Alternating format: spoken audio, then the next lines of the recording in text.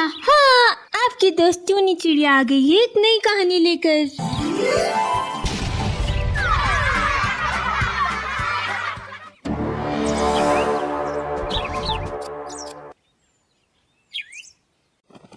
ढोलकपुर जंगल में अंधेरा घिर चुका था।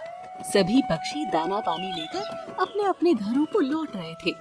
तभी एक पुराने बरगद के ऊपर बैठकर एक चिड़िया जोर जोर से रोने लगती है।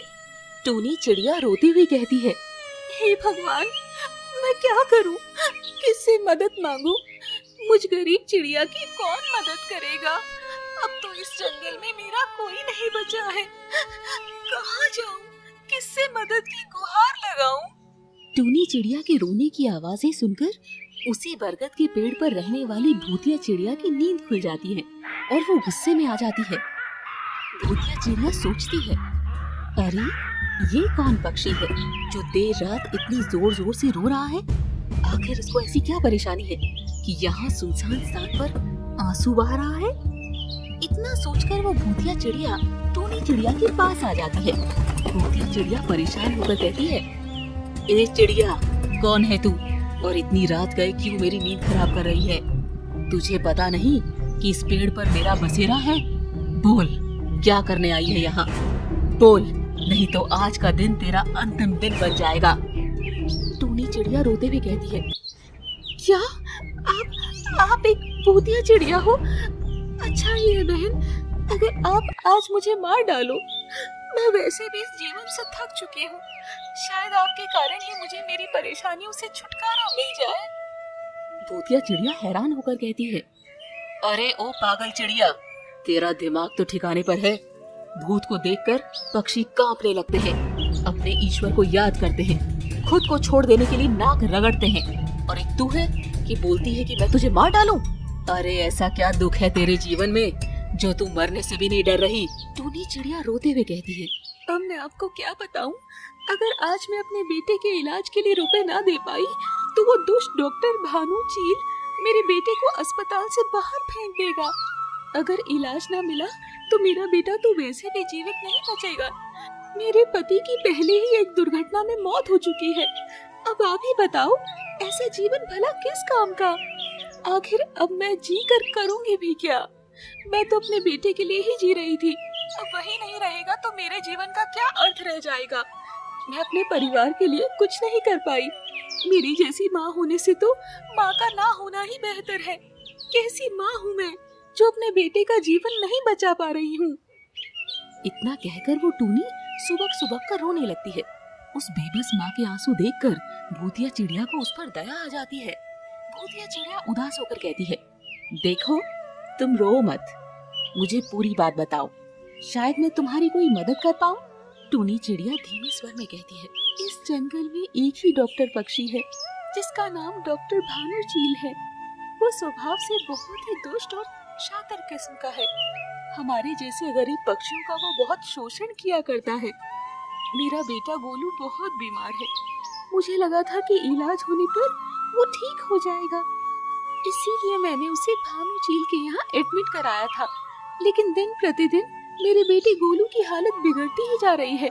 इलाज के नाम पर उस भानु चील ने मुझसे काफी सारे रुपए, अनाज, यहाँ तक कि मेरा घर भी अपने नाम करा लिया, लेकिन तब भी उसके इलाज की रकम चुकता नहीं हुई। अब उस भानु ने मुझे धमकी दी है कि अगर आज शाम तक मैंने 5,000 रुपए नहीं जमा कराए तो वो मेरे बेटे को अस्पताल से बाहर फेंक देगा। मेरा बच्चा इतना बीमार है कि बिना इलाज के वो बच नहीं पाएगा, और आगे इलाज कराने को अब मेरे पास फूटी कौड़ी भी नहीं बची है। मेरे तो 2 वक्त के भोजन का भी ठिकाना नहीं है। पता नहीं कितने दिनों से मैंने पेट भर के भोजन भी नहीं किया है। अब आप ही बताओ, ऐसी स्थिति में मैं रोने के अलावा और क्या करूं? आपकी बहुत बहुत मेहरबानी होगी अगर आप मुझे आज अपना भोजन बना ले। कम से कम मुझे अपने बेटे को मरता हुआ तो नहीं देखना पड़ेगा। टूनी चिड़िया की दुख भरी कहानी सुनकर भूतिया चिड़िया का दिल पिघल जाता है। भूतिया चिड़िया उसे समझाते हुए कहती है, देखो टूनी बहन, आप बिल्कुल भी मत घबराओ, भोजन तो मैं अवश्य करूंगी, लेकिन शायद आज इस भानु चील के मरने का दिन है। आप जल्दी से मुझे उसके अस्पताल ले चलो। मैं भी तो देखूं इस दुष्ट में इतनी हिम्मत कहाँ से आ गई। कि वो मासूम पक्षियों को इतना सता रहा है। इसके बाद टूनी चिड़िया भूतिया चिड़िया के साथ भानु चील के अस्पताल पहुंच जाती है। वहां जाकर भूतिया चिड़िया टूनी चिड़िया का रूप ले लेती है और टूनी चिड़िया छिपकर खड़ी हो जाती है। टूनी चिड़िया घबरा कर कहती है, डॉक्टर साहब कैसा है मेरा बेटा गोलू, वो ठीक तो है ना?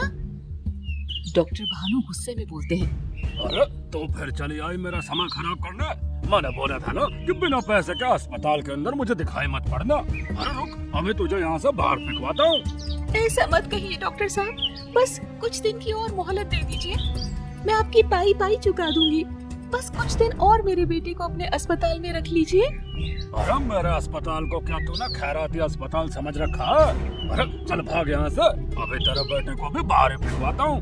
रोज रोज का झंझट ही खत्म हो जाएगा। इतना कहकर जैसे ही भानु चील टूनी के बेटे को हाथ लगाता है, टूनी चिड़िया एक भूतिया चिड़िया का रूप ले लेती है। आज तो तू मेरे हाथों मरेगा डॉक्टर। मैंने तुझे मौका दिया था कि तू अपनी भूल स्वीकार कर ले और टूनी के बेटे को इलाज होने तक यहाँ रहने दे, लेकिन तू नहीं माना।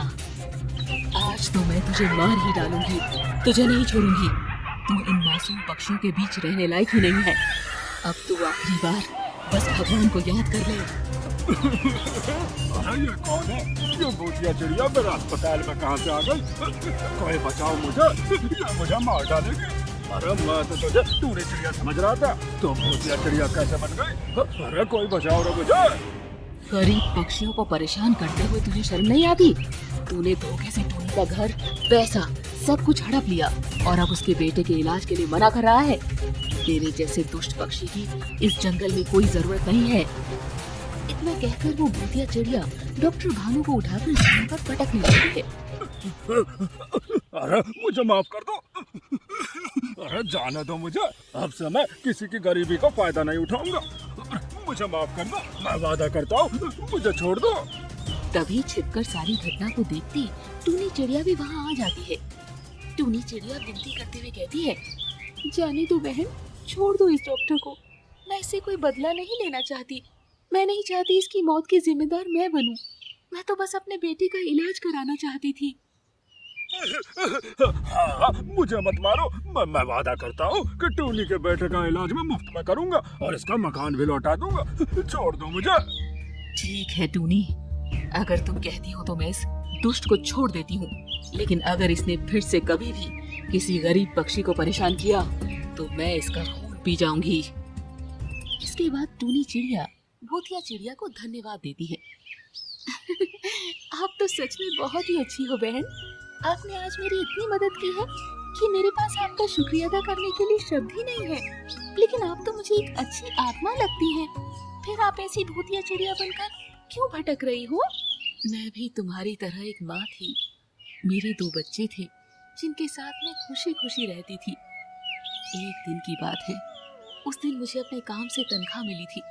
मैं खुशी खुशी अपने पैसे लेकर घर जा रही थी कि रास्ते में एक बदमाश कालू कौवे ने अपने दल के साथ मुझ पर हमला कर दिया। उसने पहले मुझसे मेरे रुपए छीन लिए और फिर मुझ पर चोट से हमला करके घायल कर दिया। मेरे घायल होने के बाद उन्होंने मुझे पेड़ की डाल से नीचे धकेल दिया। नीचे गिरने के कारण मेरी मौत हो गई और मैं एक भूतिया चिड़िया बन गई।